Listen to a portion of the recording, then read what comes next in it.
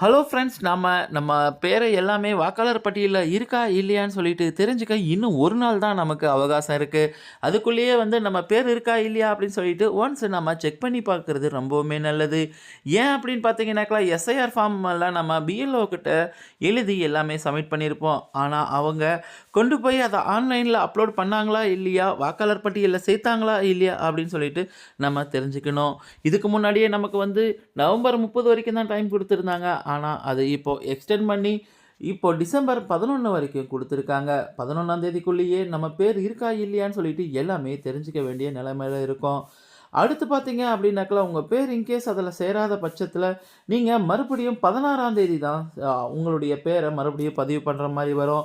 அது எதுக்காகன்னு பார்த்தீங்கன்னாக்கா, இப்போ நீங்க ஒரு இடத்துல இருந்து வேற இடத்துல ஷிஃப்ட் ஆயி போயிட்டீங்க அப்படின்னும்போது, அப்பதான் நீங்க ஃபில் பண்ணும்போது, உங்களுக்கு வாக்காளர் பட்டியல்ல உங்க பேரையே சேர்த்துக்குவாங்க.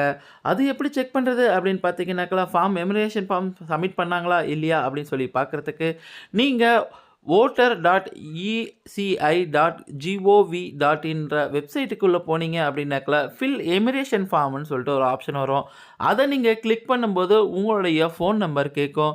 நீங்க புதுசா உள்ள என்ட்ரி ஆகுறீங்க அப்படின்னா, சைன் அப் பண்ணி உங்க பேரு, உங்களுடைய ஃபோன் நம்பருக்கு ஓடிபி வரும், கேப்ச்சா இது எல்லாத்தையும் குடுத்தீங்க அப்படின்னாக்கா, நெக்ஸ்ட்டு லாகினுக்குள்ள போகும்.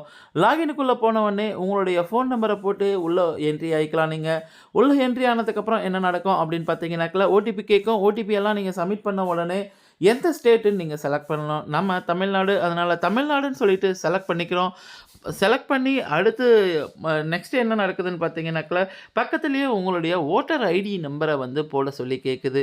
வோட்டர் ஐடிய நீங்க அதில ஃபில் பண்ணி பட்சத்தில என்ன ஆகுதுன்னு பார்த்தீங்கன்னாக்கா, சர்ச்ன்னு ஒரு ஆப்ஷன் குடுத்தீங்க அப்படின்னாக்கா, உங்க பிஎல்ஓ வந்து ஆல்ரெடி சப்மிட் பண்ணியிருந்தாங்க அப்படின்னாக்கா, your form has been submitted for more detail contact your பிஎல்ஓன்னு வரும். அப்படி பண்ணாத பட்சத்தில வந்து உங்களுக்கு மறுபடியும் அங்க அப்லோட் பண்ற மாதிரியான ஆப்ஷன் வரும். இத ஒரு முறை பார்த்துக்கோங்க. ஏன்னா, இன்னைக்கோட லாஸ்ட் டேட்டா இருக்கு. அடுத்து பார்த்தீங்கன்னாக்கா, எப்படியும் ஒரு 77,00,000 வாக்காளர நீக்க வாய்ப்பு இருக்கு அப்படின்னு சொல்லி சொல்றாங்க. இவங்கலாம் எப்படின்னு பார்த்தீங்கன்னாக்கா, ஒரு சிலர் வந்து இறந்து போனவங்க, அப்படி இல்ல தமிழ்நாட்ட விட்டு வேற எங்கேயாவது போனவங்க, அவங்களுக்கு இந்த மாதிரியான ஒரு ஆப்ஷனும் வரதுக்கு வாய்ப்புகள் இருக்கு. தேங்க்ஸ் ஃபார் வாட்சிங்.